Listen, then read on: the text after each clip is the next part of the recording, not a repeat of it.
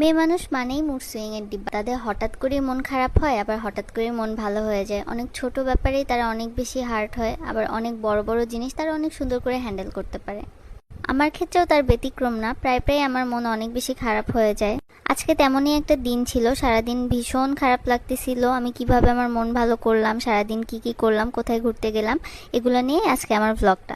আসসালামু আলাইকুম everyone, this is me Jahan Eva. So আজকে আমি চলে গেছিলাম ঢাকার কাছাকাছি একটি পার্কে। পার্কটার নাম ড্রিম ওয়ার্ল্ড পার্ক। এই পার্কের লোকেশনটা হাজারীবাগই, পুরান ঢাকা থেকে অনেক কাছে হয়। পার্কের এন্ট্রি ফি ছিল 50 টাকা করে, আবার সাথে 2টা প্যাকেজও ছিল। এন্ট্রি ফি সহ 200 টাকায় 4টা রাইড আর 300 টাকায় 6টা রাইডের প্যাকেজ ছিল। আমি 200 টাকায় 4টা রাইডের প্যাকেজে ঢুকে পড়েছিলাম। পার্কের ভিতরে 2টা সেকশন ছিল। একটা ছিল ওয়াটারল্যান্ড। ওয়াটারল্যান্ডের জন্য আলাদা করে টিকিট কেটে ঢুকতে হয়। আমার যেহেতু সময় স্বল্প ছিল, তাই আমি ওয়াটারল্যান্ডের জন্য টিকিট কাটিনি। আরেকটা ছিল গেম সেকশন। গেম সেকশনে ছোট বড় সবার জন্যই গেম ছিল। ছোটদের জন্য যে সেকশনটা ছিল ওইটা ছিল কিডস জোন। আবার বড়দের গেম রাইডসগুলোও তারা নিতে পারবে চাইলে। পার্কের এরিয়াটা ছোট হলেও অনেক বেশি গোছালো ছিল। আমার কাছে পার্সোনালি অনেক বেশি ভালো লাগছিল।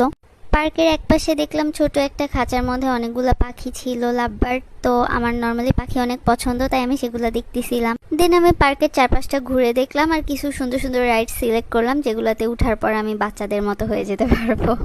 আমার আসলে এখনো ছোট বাচ্চাদের মতো দুষ্টামি করতে অনেক বেশি ভালো লাগে। তো ফার্স্টেই আমার চোখে পড়ছিল এই ভূতের বাড়িটা। ভূতটাকে আমার অনেক বেশি ভালো লাগতেছিল বাইরে থেকে দেখে, তাই ভাবলাম ভিতরে গিয়ে একটু তার সংসার থেকে ঘুরে আসা যাক। আরেকটা কথা অ্যাড করে রাখি, তাদের প্রত্যেকটা রাইডের প্রাইস ছিল কিন্তু 50 টাকা করে।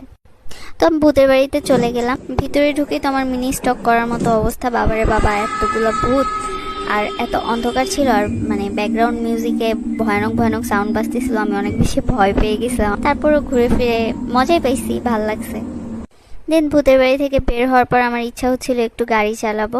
দেন এই রাইডসটাতে উঠলাম, আর এই রাইডসটা জাস্ট অ্যামেজিং। এটাতে উঠার পর আমার মন একদম ভালো হয়ে গেছে। আমি সুন্দর করে গাড়ি চালাচ্ছিলাম, কন্ট্রোল করতেছিলাম। একটা ছোট বাবু এই রাইডসটা খেলতেছিল, ও বারবার এসে আমাকে ভয় দেখাচ্ছিল। এই দেখেন আমি ভিডিওতে অ্যাটাচ করে দিছি। ভালোই লাগতেছিল, মজা লাগতেছিল। দেন এই রাইডসটা থেকে নেমে আমি রেড বুল এই রাইডসটাতে উঠলাম। এটাতে উঠার পর আমার এক্সপিরিয়েন্স কি বলবো, শার্টটা বারবার ঘুরতেছিল আর মানে কিরকম জানি করতেছিল। আমার তো অনেক ভয় লাগতেছিল, আমি বারবার পড়ে যাচ্ছিলাম। তারপরও ভালো এনজয় করতেছিলাম। এরপর উঠলাম নাগরদোলায়। নাগরদোলাটা অনেক আস্তে ঘুরে। নাগরদোলাটা আমার কাছে তেমন একটা ভালো লাগে নাই। জোরে না ঘুরলে নাগরদোলায় উঠে মজা পাই না আমি। দেন চলে গেলাম রোলার কোস্টারে। এটার এক্সপিরিয়েন্সও ভালোই ছিল। এরপর দেখলাম বাঘের মুখের ভিতরে কি জানি একটা রাইডস, ওইটার কাছে চলে গেলাম। দেন স্বেচ্ছায় ঢুকে পড়লাম বাঘের মুখের ভিতরে। আর ভিতরে একটা ট্রেন ছিল, ট্রেনে উঠে পড়লাম। ভিতরটা অনেক অন্ধকার ছিল। রেল লাইনের পাশে 2-1টা ভূত বসা ছিল। এভারেজ লাগছে, খুব বেশি ভালো লাগে না, আবার খারাপও লাগে নাই। এই রাইডসটা থেকে নামার পর দেখি সন্ধ্যা হয়ে গেছে। দেন ওদের একটা দোতলায় ক্যান্টিন ছিল, ক্যান্টিনে চলে গেলাম। আর ক্যান্টিনের সামনে গিয়ে দেখি একটা রোবটের সাথে 2-1টা ছবি তুললাম।